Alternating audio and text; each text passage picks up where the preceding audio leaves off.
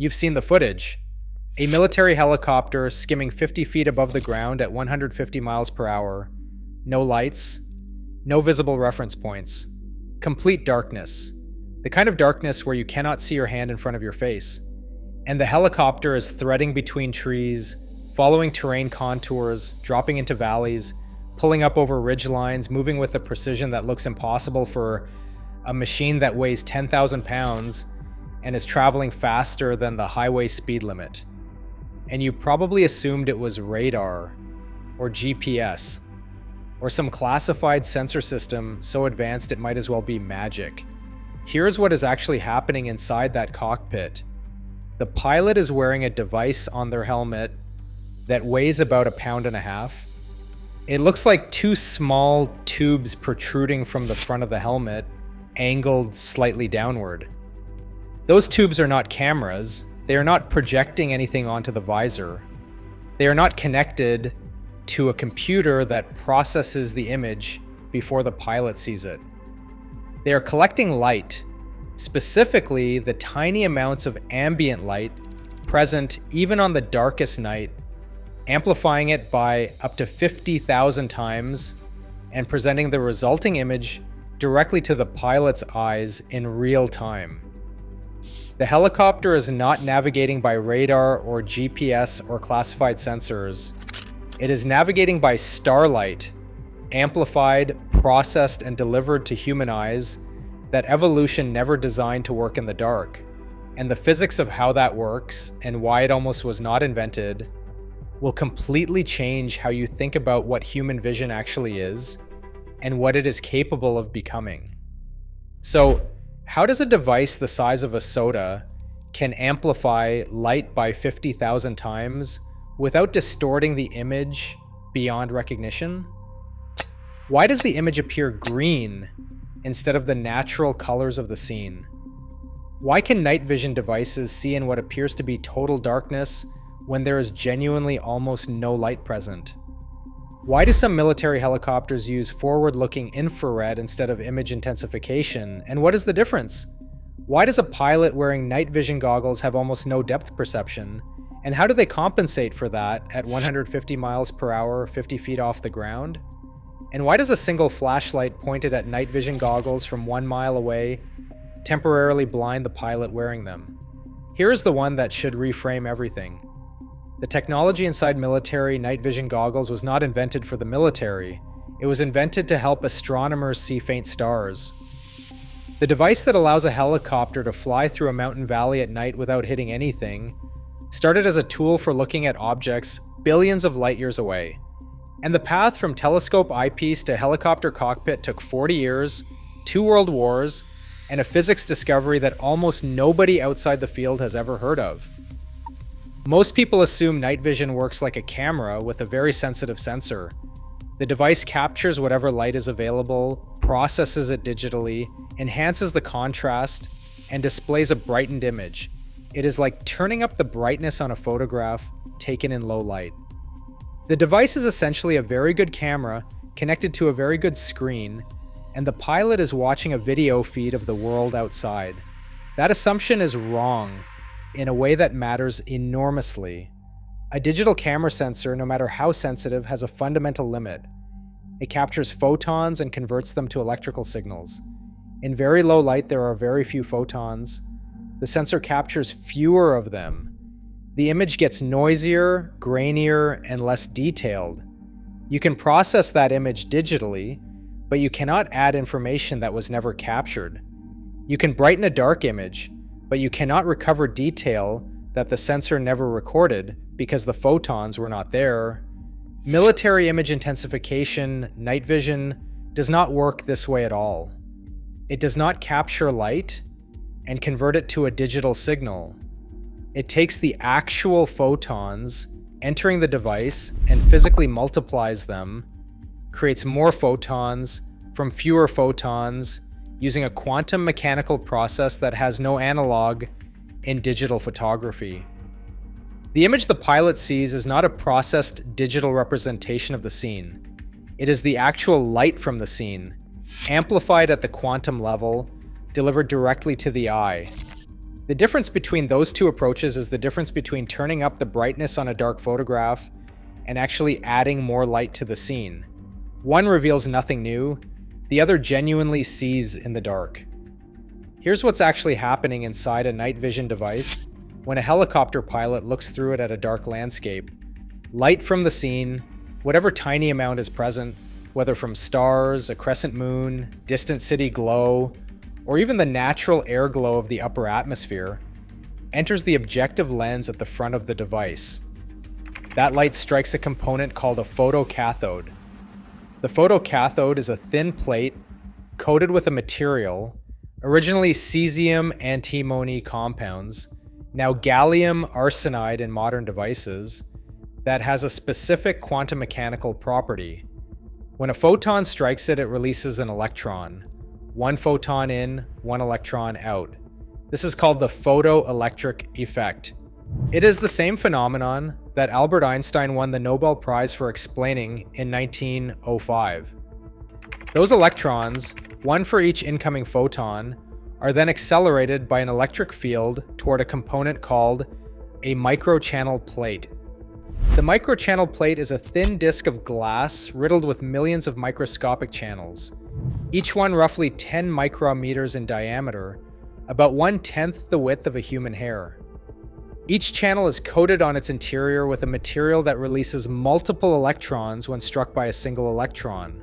When the accelerated electron from the photocathode enters a channel, it strikes the channel wall and releases 2 or 3 secondary electrons. Those electrons accelerate further down the channel and strike the wall again, releasing more electrons. By the time the cascade reaches the end of the channel, a single incoming electron has become thousands of electrons. One photon of light has become thousands of electrons. The amplification factor of a modern microchannel plate is between 10,000 and 50,000. Those amplified electrons then strike a phosphor screen, the same basic technology as an old cathode ray television, which converts the electrons back into photons of visible light. The image that appears on the phosphor screen is a direct spatial representation of the original scene, with every point of light amplified by up to 50,000 times. The pilot's eye receives that amplified image directly through an eyepiece lens. This is why the image is green. The phosphor screen can be manufactured to emit any color of light, but green was chosen deliberately and for a specific reason. The human eye has more photoreceptors sensitive to green wavelengths than to any other color. Green light produces the highest visual acuity and the best ability to distinguish fine detail in the human visual system. The green image is not a limitation of the technology. It is an optimization for human biology. But here's where it gets crazy. The amplification that makes night vision work also creates its most dangerous vulnerability. The microchannel plate amplifies every photon that enters the device, regardless of source. In a dark scene, the incoming light level is low, and the amplification produces a usable image. But if a bright light source enters the field of view, a vehicle headlight, a muzzle flash, or a flashlight pointed directly at the device, the photon count spikes by orders of magnitude. The microchannel plate amplifies that spike by 50,000. The phosphor screen receives an electron flood it was never designed to handle. The image blooms into a blinding white wash that temporarily saturates the pilot's vision. Modern devices have automatic gain control systems that detect sudden brightness spikes and reduce amplification in milliseconds to protect the pilot's vision. But the fundamental vulnerability remains. The technology that allows a helicopter to fly in starlight is also exquisitely sensitive to any unexpected light source. A single vehicle turning on its headlights in the operational area can temporarily degrade the pilot's situational awareness at the worst possible moment. Now here's the second system, because image intensification is only half the story. Forward-looking infrared, called FLIR, works on a completely different physical principle. Instead of amplifying visible light, it detects heat. Every object above absolute zero emits infrared radiation, heat energy, in the form of electromagnetic waves just below the visible spectrum. A warm engine emits more infrared than the cold ground around it. A human body emits more infrared than the vegetation surrounding it. A recently fired weapon emits more infrared than an unfired one. FLIR sensors detect these temperature differences and convert them into a visible image, where warmer objects appear brighter and cooler objects appear darker, or vice versa, depending on the display setting. FLIR does not need any ambient light at all. It works in absolute darkness, in smoke, in light fog, and through some types of camouflage that defeat image intensification entirely. Modern military helicopters like the AH-64 Apache use both systems simultaneously. The pilot wears image intensification goggles for situational awareness and terrain following. The gunner uses a FLIR system integrated into the targeting sight for acquiring and engaging targets. The two systems complement each other's weaknesses. Image intensification provides better spatial awareness and depth cues. FLIR provides target detection in conditions where image intensification fails. The combination is what allows a helicopter crew to fly at 150 miles per hour through a dark valley, detect a vehicle hidden under camouflage netting, identify whether it is a military or civilian vehicle by its heat signature, and engage it, all without ever being visible themselves. Here is what that capability looks like in actual specifications. The ANAVS 6 Aviator Night Vision Imaging System, the standard goggle used by US military helicopter pilots, amplifies available light by approximately 2,000 to 3,000 times in Generation 3 configuration. The newer Enhanced Night Vision Goggle Binocular, NVGs, achieves amplification factors approaching 50,000 in optimal conditions. The device weighs 1.4 pounds and mounts directly to the pilot's helmet. The field of view through standard aviation night vision goggles is 40 degrees, significantly narrower than normal human vision, which spans approximately 200 degrees. That 160-degree reduction in peripheral vision is one of the most significant operational limitations of the technology. A pilot flying at 150 miles per hour with a 40-degree field of view has approximately 1.2 seconds to detect and react to an obstacle at the edge of their visible field before it enters the danger zone. At 50 feet above the ground, 1.2 seconds is the difference between a course correction and a crash. The photoelectric effect that makes night vision possible was described mathematically by Einstein in 1905. But the first practical application of it to image intensification came from a completely different direction. In the 1930s, Dutch physicist Peter Hendrik Zwaan and researchers at Philips Electronics were working on devices to amplify faint light for astronomical observation. The goal was to see stars too faint to observe with the naked eye, without requiring the long photographic exposures that conventional astrophotography demanded. The image intensifier tube they developed was the direct ancestor of every night vision device ever built. The German military recognized the potential of image intensification technology in the late 1930s and began developing night vision devices for tank crews and infantry. The Zielgerät 1229, nicknamed Vampire, was a night vision device fielded by German infantry in the final months of World War II. It was enormous. The image intensifier tube alone weighed several pounds, and it required a separate battery pack carried on the soldier's back. It worked, but barely, and the war ended before it could be deployed at scale.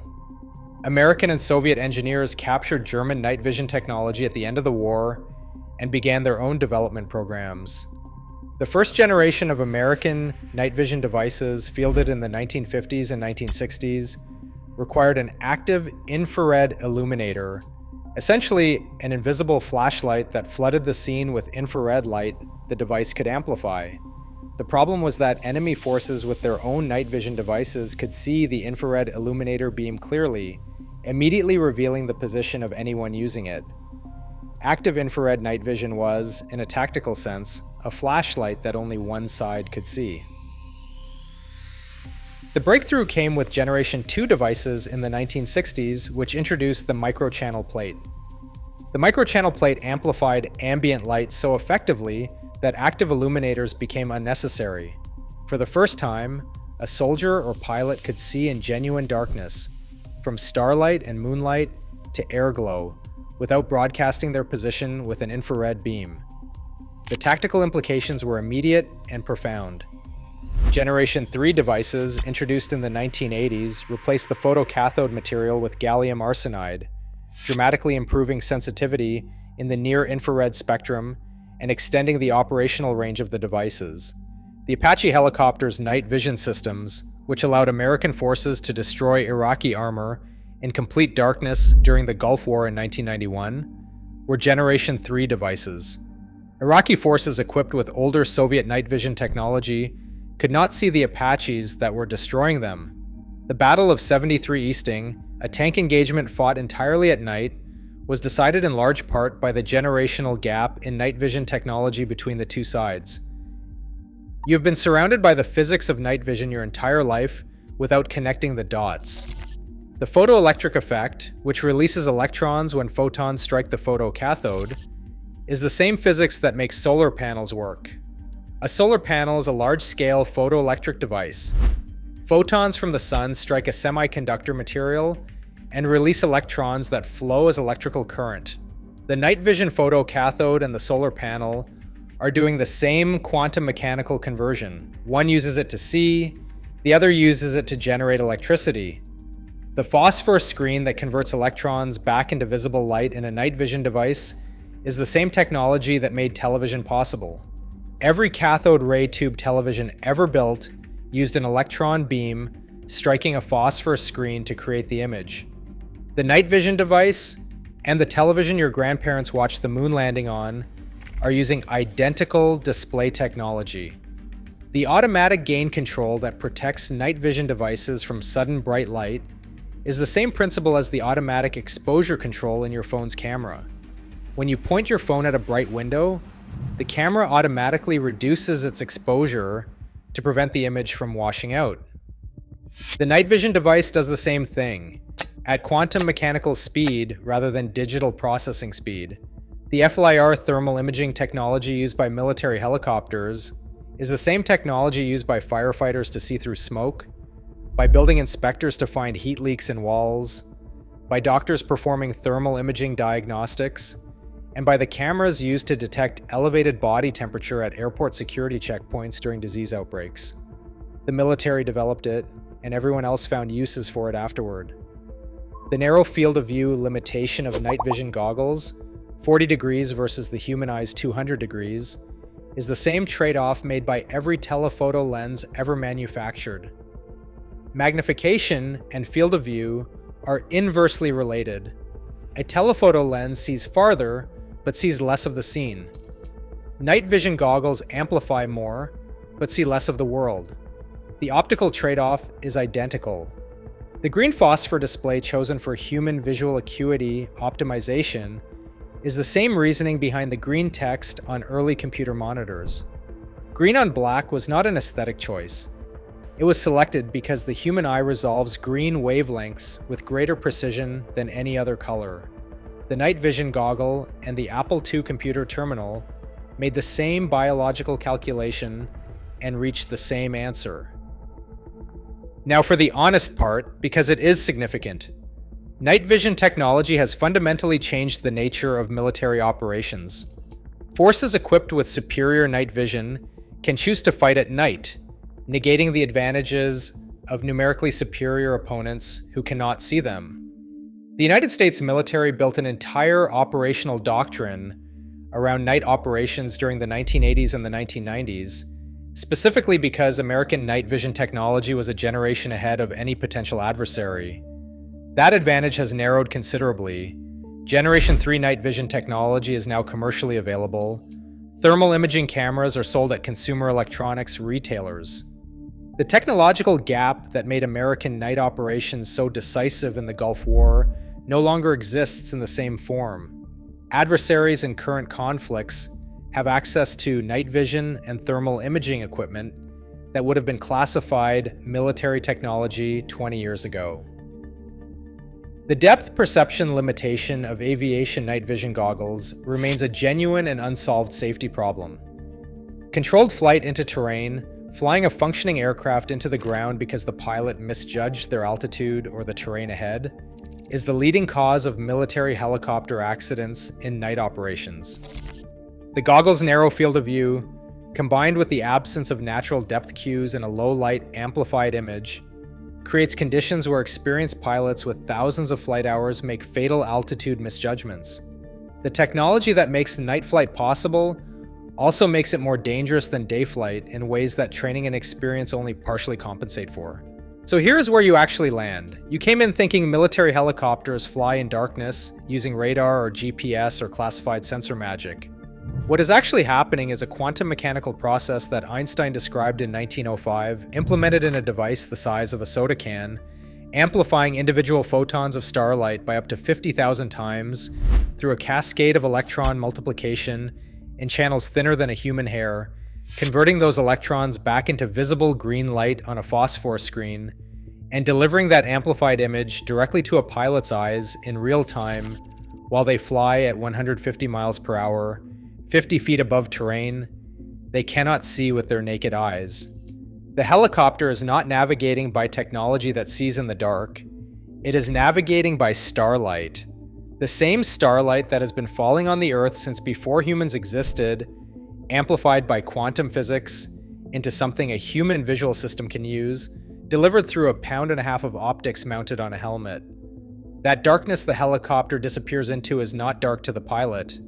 It is green and detailed and navigable, because a Dutch physicist trying to see faint stars in the 1930s accidentally invented the technology that would eventually allow a soldier to see by the light of stars they cannot even identify by name. If amplifying starlight to fly a helicopter seems like a strange solution to the problem of darkness, wait until you find out how the military solved the problem of a tank that needs to hit a target. It cannot see at all. Not because it is dark, but because the target is on the other side of a hill. The physics of indirect fire from a moving armored vehicle is a completely different problem from anything in this video. The solution involves a gyroscope, a laser, and a calculation that happens faster than the human brain can consciously process.